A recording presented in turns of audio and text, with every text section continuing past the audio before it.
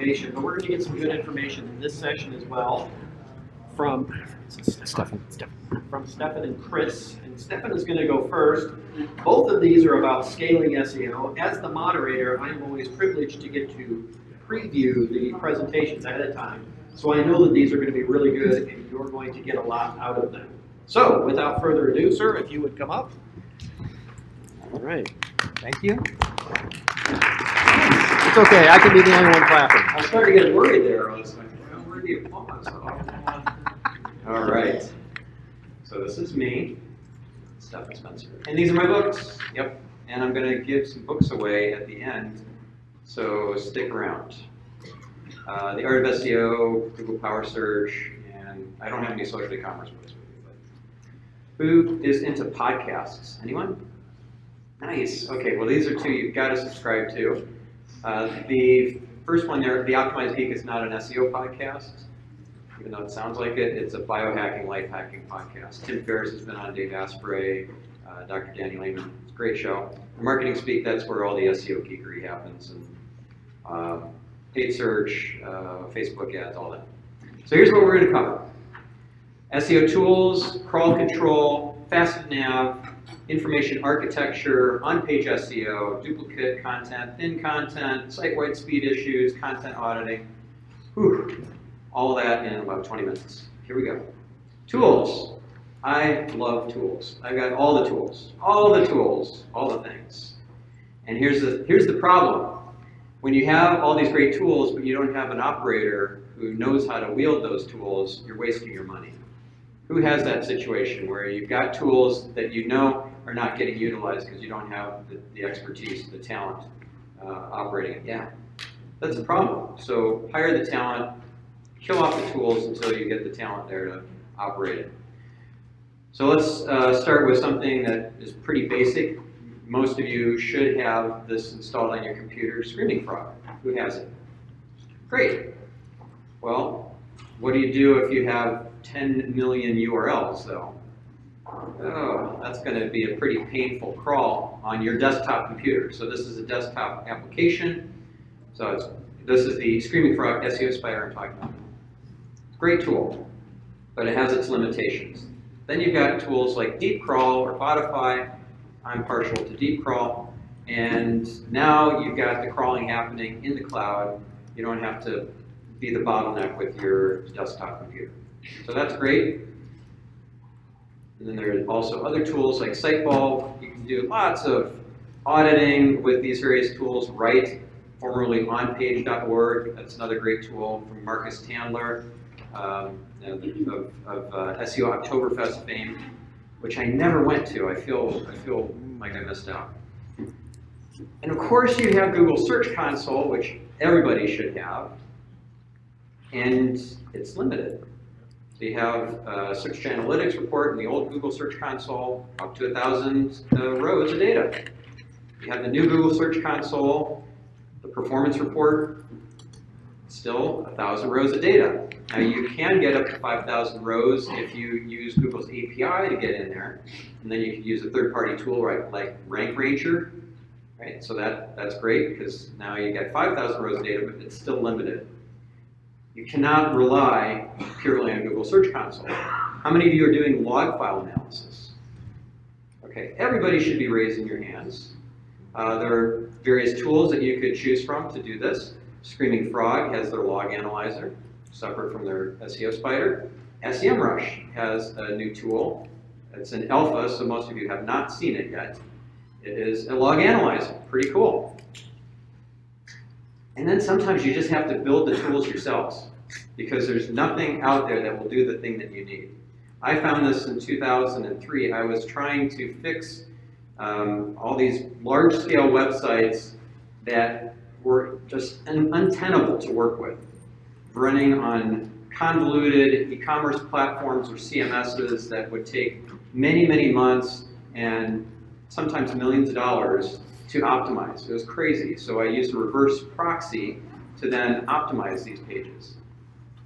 So I had a middleware layer where I would do first initially a search and replace, and then I would process the DOM, the document object model, and we got more sophisticated over time. And then we started adding different kinds of reporting that didn't exist out in the wild, like this. So the technology was called Gravity Stream. That was the majority of our revenue at our previous agency, Net Concepts, and that's why my agency got bought, was that technology platform. So this non-performing pages report was like gold. It's identifying the pages that were just ripe for getting optimized. They were non-performing in that they weren't getting any traffic through search, and yet they were getting a lot of spidering activity. So you'd sort by crawl activity, and then you'd look at these non-performers and you'd start optimizing it. If you can't get traffic to them, okay, you cut them out of the site tree and move on. So that is an example of the kind of reporting that you might want to incorporate into your own business, your organization. And now we'll move on to crawl control, or bot herding, or crawl budget. But who knew that there's something separate from crawl budget called index budget? Who knew that? Yeah. Google has index budget as well as crawl budget. And you end up squandering one or the other inadvertently because you don't understand the difference between the two. Like, for example, if you're using a robust.txt disallow, that is stopping Googlebot from spidering the page, but it does not stop the page from getting indexed. Who knew that? Yeah. So you see these search results where it has a message underneath that says, you know, we don't have any information about it because it's robust.txt. Well, that's not good because, yeah, you're preserving some crawl budget, but that's not a problem because if you recall from the keynote this morning with Gary Ish, said that for sites that are under 1 million pages, you don't need to worry about crawl budget. But now some of you might have websites with many millions of pages. That's why you're probably in this very session. So yeah, crawl budget is something to consider, but index budget is way more important. You'll be squandering index budget without, you know, using up your crawl budget with the disallow directives because these pages still show up in the index. They're still occupying space in Google's index. But now you've stymied Google's ability to rank them appropriately because there's no content associated with the page. Okay. So crawl budget, great, but index budget, that's where we need to focus. So what do we do instead? Instead of a disallow, we need to use the meta robots tag. Meta robots gives us the ability to say that this page does not deserve to be in the index. Now, over time, if you have a meta robots no index follow, you're saying, hey, come on in, Googlebot, and have a look, because you've removed the disallow. You have to remove the disallow for the meta tag to be seen. So you let Googlebot in, Googlebot sees there's a meta tag, a meta robots tag, and the no index follow eventually will become a no index no follow. So you might think, oh, I have all these HTML sitemap pages. Like, who's seen that spiderbytes.nytimes.com? That's a hoot. I guess the worst, most unfriendly to users set of pages you'll ever find. And they have, you know, this is just a really bad experience. But it's there so that Googlebot will find deep links to individual articles from, I don't know, 1980 or whatever. So this is not the way to do it. But a meta robots tag may not be something that you can implement. Let's say if it's a PDF, then you use a X meta robots HTTP header. Okay, so there is a way, even with non-standard documents like PDFs, to incorporate the meta robots. I also want to mention there is an unofficially supported feature that Google has, which is a no index directive in robust.txt. Who knew about that? Okay, so yeah, about 30% of you. I would not recommend using that, even though it's the quick and dirty way to do it. And then you have to have a Googlebot block of directives. And by the way, when you have user agent Googlebot and you have user agent star, user agent Googlebot is all that Googlebot looks at. Does not look at user agent star. The sitemaps directive is not user agent specific, so that could be anywhere. But anything that is like in a like all these no indexes, and you have user agent star, or user agent Googlebot, that's what it should be, and then user agent star will be ignored by Google. All right, so that is not the best approach because you're not handling Bingbot and other search engines. You're only handling Google that way, and it's unofficially supported. It could go away at any time. Who here no follows internal links at all? Okay, so none of you should be raising your hands. This is a terrible idea. Google says that they don't even consider no follows in discovery, so they're not using it for discovery, and it's not passing PageRank. Why would you say that this page does not deserve to, I don't vouch for this page on my own site? It's not a good idea. PageRank sculpting went out of vogue how many years ago? This doesn't work.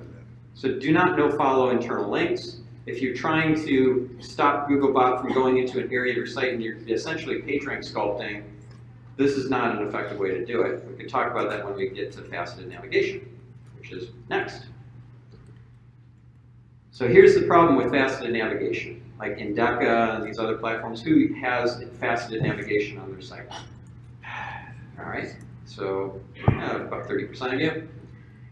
It creates so much like low-value content, thin content, especially if you have a lot of product attributes. And if a lot of these product attributes are not something that people are searching on, you first need to understand which of these product attributes and thus which facets or permutations are actually valuable and which ones are not valuable for search. Rolex watch, $100 to $200 is not how people search. So why would you have a facet for that you would allow Googlebot to access and then to index and then to hopefully rank? It's a low value page. It's not going to get the search traffic. It's not good. So first of all, decide which facets you want to keep. Which product attributes are the ones that are actually going to yield traffic. And then optimize those, the ones that you do want to keep. And then those that you don't want to keep. There are different ways of getting them to get dropped out of the index. Let's say, for example, you have price range breakdowns. If you were to make that a drop-down, like a form field, a select list, now you've pretty much ensured that that's not going to end up in Google. If you're using hashtag, or a hash symbol, that's problematic because even though Google doesn't like to see those in the URL and it has problems with them, as you heard from Gary Ish this morning, it doesn't mean that it's not going to get indexed. It can get indexed. Over time, Google's getting better at JavaScript. So my recommendation is to use form elements like select lists and also to no index, just to doubly make sure that these facets that are low value are not getting into the index. The canonical tag, or canonical link element, to be more technically accurate, is only a hint. We cannot rely on it. A 301 redirect is absolute. Canonical is only a hint. And there's so many cases, like you could just Google for in-URL : UTM underscore medium, UTM underscore source, and you will find bazillions of pages. And some of them are even Google-owned properties where UTM parameters are in the URL. And then you view source in the HTML and you see there's a canonical in there. And it doesn't have that parameter. And yet it's showing up in Google. So don't rely on the canonical to save your bacon. Pagination. There's so many mistakes that are made with pagination, like, for example, canonicalling back to the first page of the pagination series instead of the view all page. Either you're going to canonical back to the view all, which is a bad user experience because usually that's a very long page, very high load time, very problematic for user experience, or you're going to just self-referencing canonical there, which means that all the pages in the pagination series will stand on their own merits. But then they tend to have the same title, the same meta description. There's not a lot of unique content to the page other than just the product thumbnails or the article snippets. That's a problem. So pagination done right, you have rel prev, rel next in the head portion of the HTML, and you're self-referencing the canonical, and make the HTML unique enough that the first page just pops. Usually it will, but add some unique content there. Make sure you're not using the same title and meta description on that page one, the one that you really want to rank, versus all the other pages. Now what if you did rel canonical to page one? Well, if Google does obey it, because it's a hint, it may not, hopefully it won't, but if it does, all those page 2 through infinities, everything that you're linking to is, you lost the vote. There's no page now that's linking to that product page or to that article page that's deep in a pagination series. Okay, number 4, information architecture. How are we doing for time? You are doing very well. You're Okay. at 15:13. Perfect. All right. So URL structure, a couple things about that. One is if you can keep it short in terms of not so many slashes, that looks good to the search engine because it doesn't look like it's so irrelevant, so buried deep in your site architecture.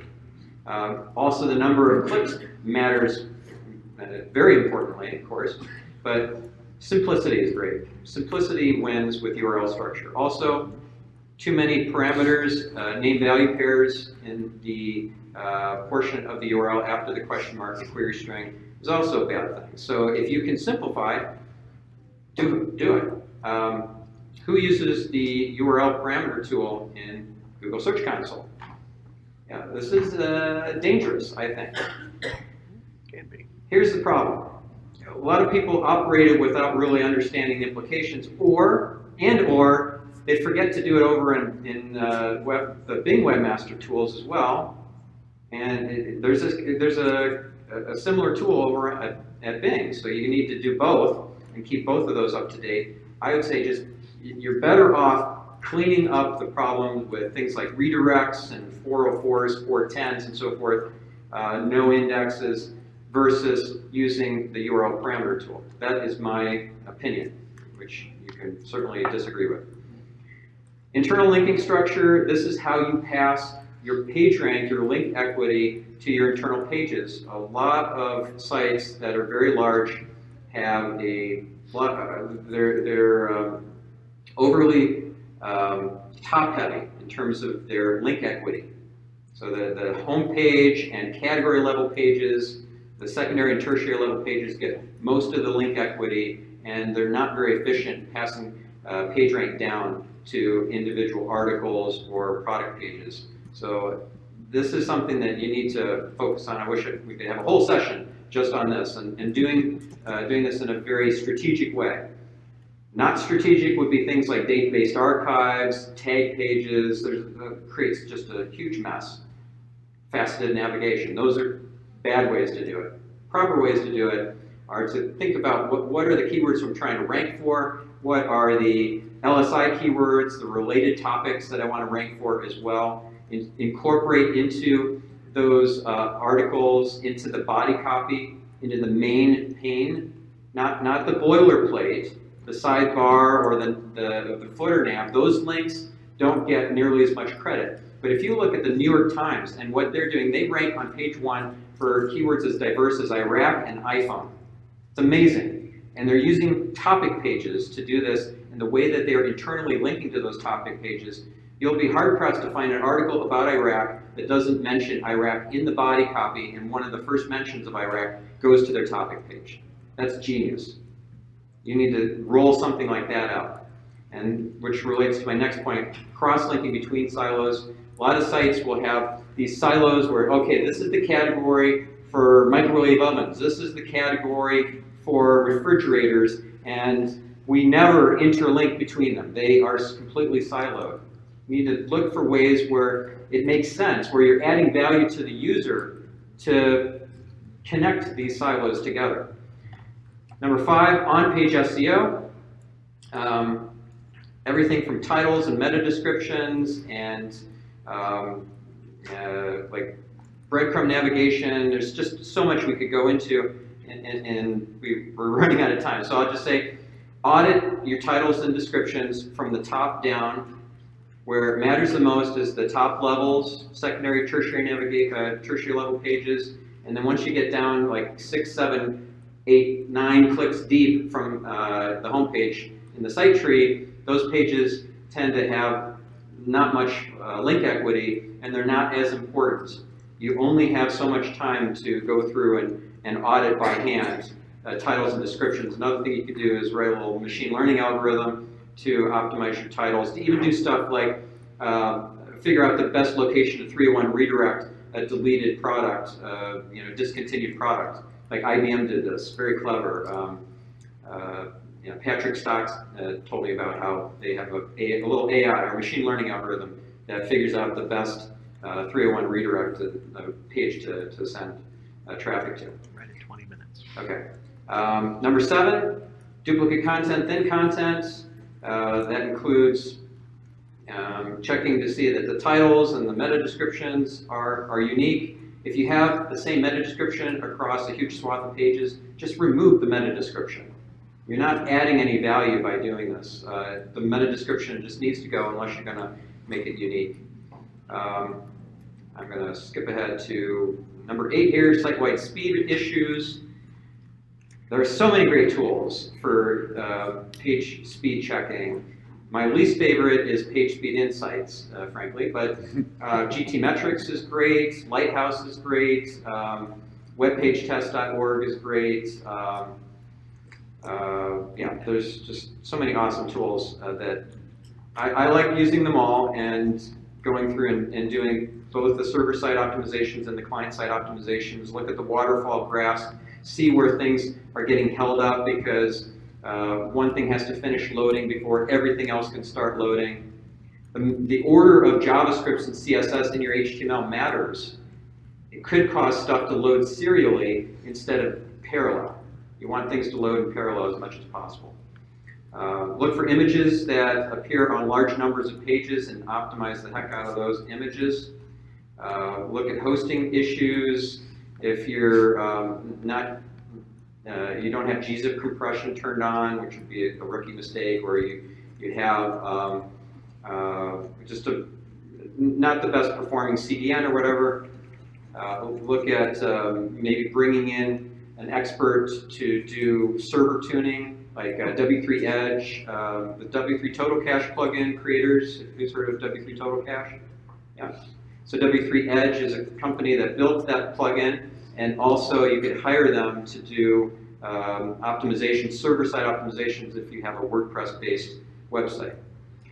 All right, lastly, content audit. So you're going to regularly run site crawls using tools like SEMrush and Deep Crawl and so forth. Do database exports and skipping ahead here. Just check for things that are like where it's supposed to be a 301 and it's a 302, or it's supposed to be a 302 and it's a 301, or you want it to be a 410 and it's a 404. All that sort of stuff you can catch by doing regular crawls, and that was a lot I went a couple minutes over, sorry about that. But in conclusion, do all these things, and what's your next step? I have a great implementation checklist because I went through a lot of stuff fast. If you send a text message to 33444 with the keyword PubCon 18, I will send you that.